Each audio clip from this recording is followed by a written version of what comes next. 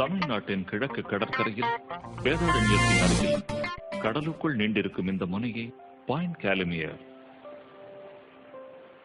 1967ஆம் ஆண்டு இதை சுற்றியுள்ள பகுதி வெளிமான்களுக்கான சரணாலயமாக அறிவிக்கப்பட்டது.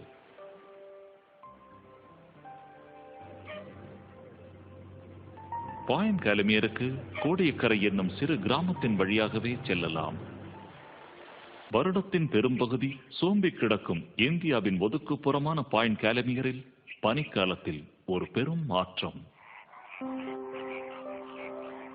ஆயிரக்கணக்கில் வரும் வண்ண நீர் பறவைகளால் இது ஒரு கண்கவர் சொர்க்கமாக உருமாறுகிறது.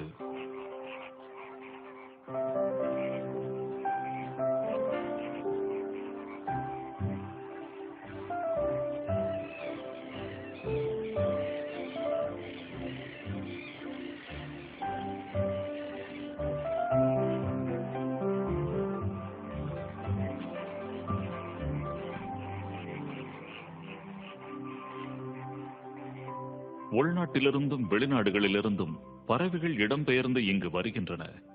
இதனால் பாயிண்ட் கேலுமியருக்கு ராம்சர் சைட் என்ற சர்வதேச அங்கீகாரம் கிடைத்துள்ளது.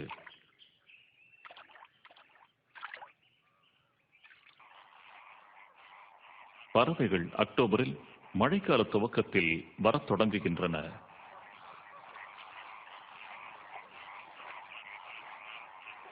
பூநாரைகள் குஜராத்தில் உள்ள கட்ச் வளைகுடாவிலிருந்தும் தொலைதூரத்தில் உள்ள ஈரான் மற்றும் காஸ்பியன் கடலிலிருந்தும் இந்த பகுதிக்கு வருகின்றன.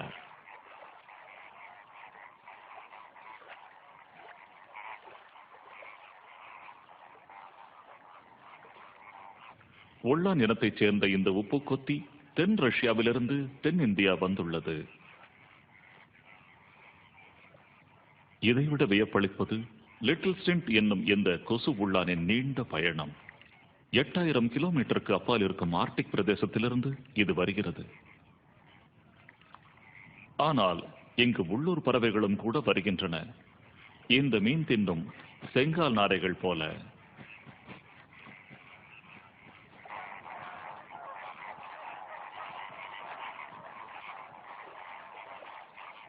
இங்கு வரும் பறவைகளில் நம் கவனத்தை அதிகம் ஈர்ப்பது பூநாரைகள்தான்.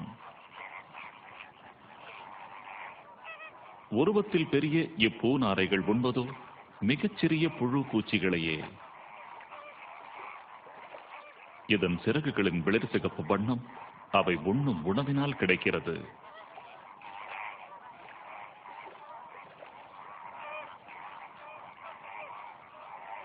2004ஆம் ஆண்டு டிசம்பரில் சுனாமி பாயிண்ட் கேலுமியரையும் தாக்கியது. அதில் கரையோரம் இருந்த பழமையான கலங்கரை விளக்கம் உடைந்து சிதறியது. சிதறிய பகுதி 100 மீட்டருக்கும் அப்பால் தூக்கி வீசப்பட்டது. ஆனால் எந்த ஒரு விலங்கும் மடியவில்லை. ராட்சத பேரலைகள் ஓய்ந்தவுடன் கடற்கரை உயிரினங்கள் இயல்பு நிலைக்கு வந்தன.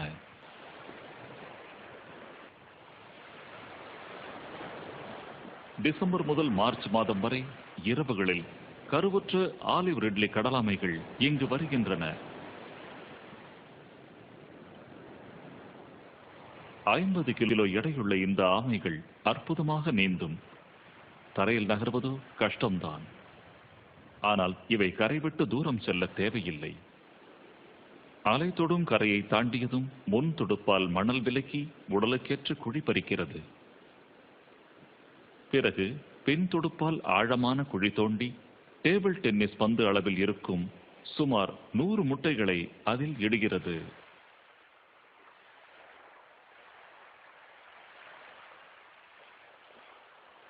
முட்டைகள் இட்டு முடித்த பின்னர் குழியை மணலால் மறைத்து விடுகிறது. 50-60 நாட்களில் முட்டைகள் தானாகவே பொரிந்து குஞ்சுகள் வெளிவந்துவிடும்.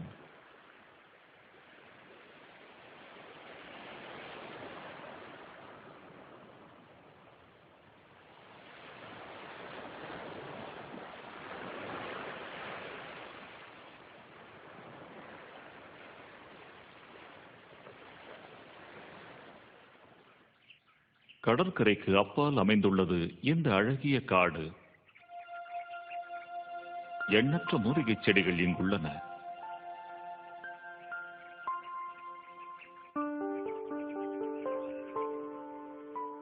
வேறெங்கும் காணப்படாத அரிய இனச் செடிகள் பல பாயிண்ட் கேலமியர் சரணாலயத்தில் உள்ளன.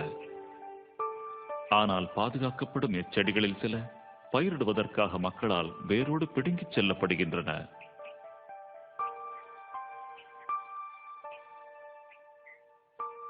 பருவமழை காலத்திற்கு பிறகு காணும் இடமெல்லாம் வண்ண மலர்கள். அதில் ஒரு அதிசய செடி நாணயம் போல இருக்கும் சன் டியூ. கனத்த சதைப்பற்றான இலைகள் கொண்ட இச்செடி ஒரு விசித்திர குணம் கொண்டது. இது ஒரு மாமிச பட்சினி. இது பசை போன்ற ஒரு திரவத்தை வெளிப்படுத்தி பூச்சிகளை பிடிக்கிறது. இந்த எறும்பு இனி தப்ப முடியாது. இதன் மரணம் இச்செடிக்கு சத்தாகும்.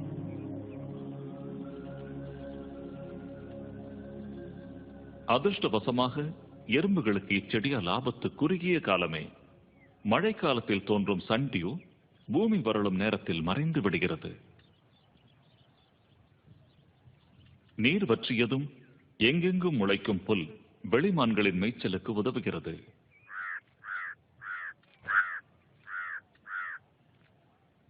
இப்பெண்மான்களில் பல குட்டி ஈனும் நிலையில் இருக்க, சில ஏற்கனவே குட்டி ஈன்றவை. புதிதாய் பிறந்த குட்டிகள் புதர்களில் மறைந்தே இருக்கின்றன, உயிர்கொல்லிகளிடமிருந்து தப்ப.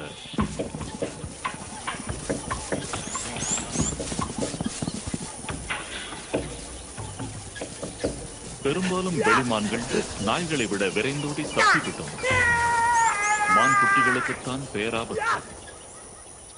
அசைவின்றி ஒளிந்திருந்து மான் குட்டிகள் தப்ப முயல்கின்றன.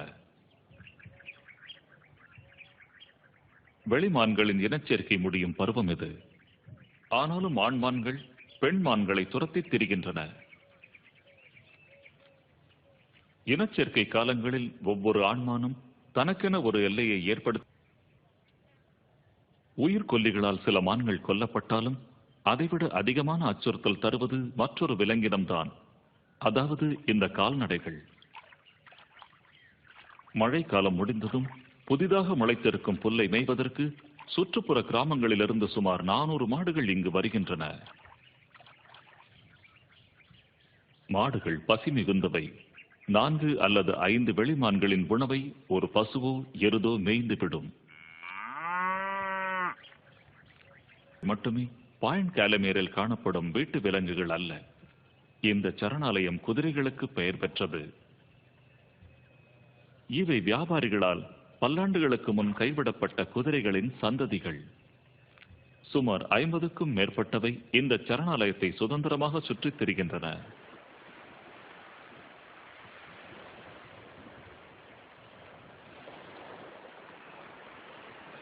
பனிக்காலத்தில் எண்ணற்ற கடற்பறவைகள் பாயிண்ட் கேலமியர் வருகின்றன. பல இனங்களைச் சேர்ந்த இப்பறவைகள் வெகு தொலைவில் உள்ள ஐரோப்பாவிலிருந்தும் வருகின்றன. இப்பறவைகள் பாயிண்ட் கேலமியருக்கும் வட இலங்கைக்கும் இடையே பறந்தபடி இருக்கின்றன. இடையே உள்ள பாக் ஜலசந்தியின் தூரம் 50 கிலோமீட்டர் தான். ஜனவரி மாத இறுதியில் பருவகால நீர்நிலைகள் வரளத் தொடங்குகின்றன. கோடை காலத்திற்காக எஞ்சி இருப்பது இந்த சிறிய நீர்க்குட்டைகளே.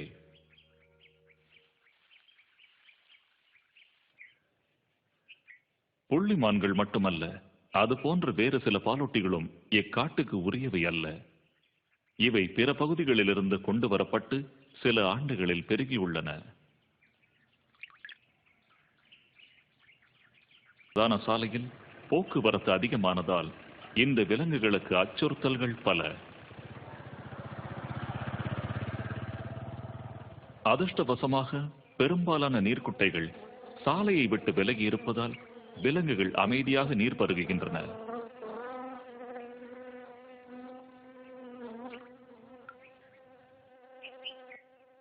இக்குரங்குகளும் இக்காட்டில் பிறந்தவை அல்ல. தொந்தரவு தந்ததால் பிற இடங்களில் பிடிக்கப்பட்டு இங்கு கொண்டு வந்து விடப்பட்டவை.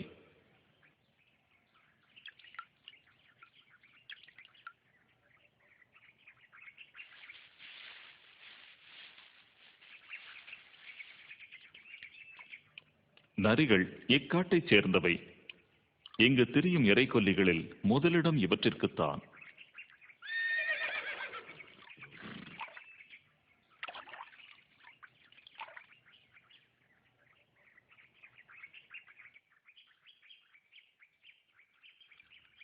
பொழுதாக ஆக நீர்க்குட்டை பரபரப்படைகிறது.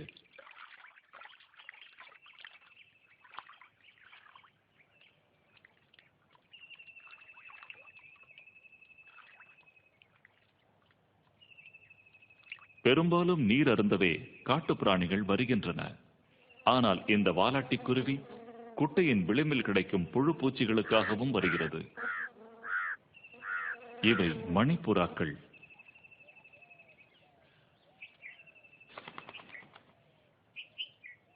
கீரி, கௌதாரி போன்ற பல உயிரினங்களுக்கான புகலிடமாக உள்ளது பாயிண்ட் கேலமியர். ஆனால் இச்சரணாலயம் இன்று பல்வேறு அச்சுறுத்தல்களுக்கு ஆளாகி வருகிறது. இக்காடு தொலைதூரம் பறந்து கிடப்பது போல தோன்றும். ஆனால் ஆகாயத்திலிருந்து பார்த்தால் தெரியும், இதன் உண்மையான பரப்பு வெறும் 18 சதுர கிலோமீட்டர்கள் தான். இதற்கும் கூட பேராபத்து. புற்றுநோய் போல இங்கு பரவி வரும் ஒரு தாவரம் இந்த வேலிக்காத்தான் மரம். தென் அமெரிக்காவிலிருந்து விறகுக்காக இந்தியாவில் அறிமுகமான வேலிக்காத்தான் இன்று காணும் திசையெல்லாம் அதிவேகமாக பரவி வருகிறது. இதன் முக்கிய கூட்டாளியாக செயல்படுவது இதை போன்றே மண்ணுக்கு அந்நியமான மட்ட குதிரைகள். இவை வேலிக்காத்தான் நெற்றுகளை தின்று சாணத்தின் மூலம் விதைகளை திசையெங்கும் பரப்பிவிடுகின்றன. மணலில் எளிதாக வேர்கொள்ளும் வேலிக்காத்தான் கடற்கரை வரை விரைந்து பரவி வருகிறது. எளிதில் அழிக்க முடியாத இம்மரங்கள் பரவுவது தடுக்கப்பட வேண்டும். இல்லை என்றால் வெளிமான்கள் வளர்ந்து பெருக தேவையான திறந்த வெளி வசிப்பிடம் அழிந்துவிடும். மூலிகை காடுகளிலும் கூட வேலிக்காத்தான் பரவி வருகிறது. இதனால் காட்டிற்கும் பேராபத்து. சதுப்பு நில பகுதிகளிலும் பிரச்சனைகள் இல்லாமல் இல்லை. இங்கு வரும் பறவைகளின் எண்ணிக்கை கடந்த சில ஆண்டுகளாக படிப்படியாக குறைந்து கொண்டே வருகிறது. 1980களில் பாயிண்ட் கேலமியருக்கு வழக்கமாக சுமார் 50,000 பூனாரைகள் வருவதுண்டு. ஆனால் இன்று அந்த எண்ணிக்கை 10,000 குறைந்து விட்டது. மற்ற பறவைகள் வருவதும் கூட குறைந்து விட்டது. 20 ஆண்டுகளுக்கு முன் இங்கு 2 லட்சம் லிட்டில் ஸ்டின்ட்டுகள் வந்தன. இன்றோ வருடத்திற்கு 50,000 அது குறைந்து விட்டது. அதே போல ஆயிரக்கணக்கில் வந்து கொண்டிருந்த காட்டுவாத்துக்கள் முன்பு போல இங்கு வருவதில்லை. வழக்கமாக பாயிண்ட் கேலமியர் வரும் பூனாரைகள் நீண்ட காலம் தங்கிச் செல்லும். இப்போதோ இங்கு சில வாரங்கள் தான். பிறகு ராமேஸ்வரத்திற்கு அருகில் உள்ள காயலுக்கு சென்று விடுகின்றன.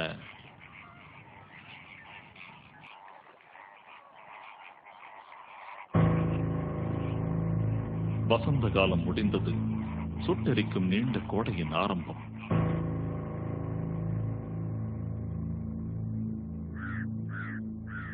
மீன்கள் சுவாசிக்க திணறும் நேரம். பறவைகள் வீடு திரும்ப வேண்டிய காலத்தை உணர்த்துகிறது.